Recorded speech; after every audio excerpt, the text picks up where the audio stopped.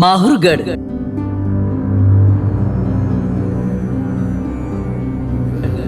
श्री अत्री ऋषी आणि माता अनुशया यांच्या तपोभूमीची ही पावनभूमी.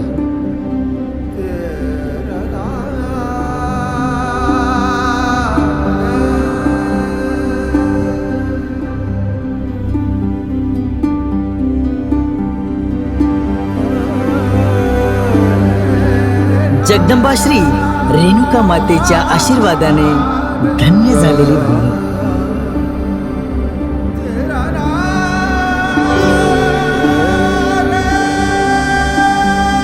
आणि श्री दत्त प्रभूंच्या दिव्य सानिध्याने पवित्र झालेली भूमी.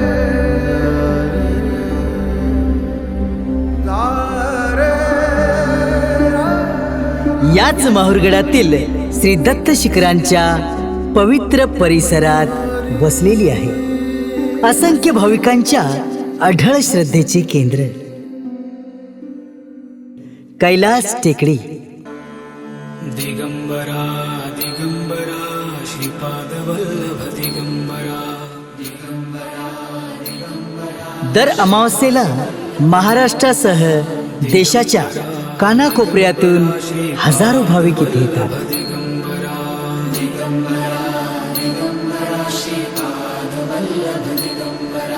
दिगंबरा दिगंबरा श्रीपाद वल्लभ दिगंबरा.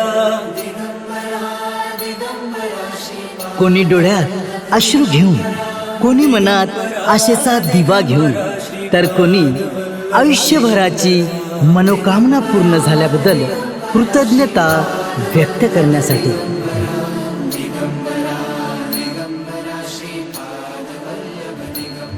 एकच विश्वास, श्री गुरुदेव दत्त माझी हाक ऐकतील.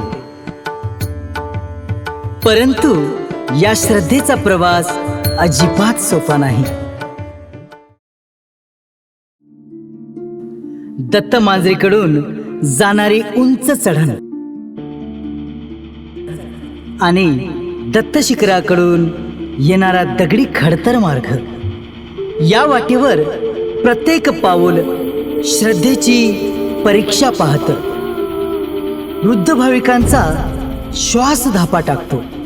लहान लेकरांना कडेवर घेऊन चालणाऱ्या मातांची दमछाक होते. दिव्यांग भाविक मोठ्या कष्टाने हा प्रवास पूर्ण करतात. तरीही त्यांच्या पावलांचा वेग कमी होत नाही, कारण या प्रत्येक पावलामागे असते श्री दत्त प्रभूंवरील अढळ श्रद्धा.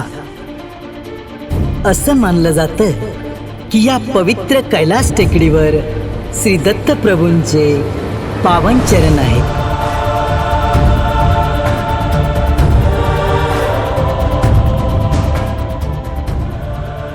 म्हणूनच हजारो भाविक इथे येऊन आपले मस्तक त्या चरणी टेकवतात.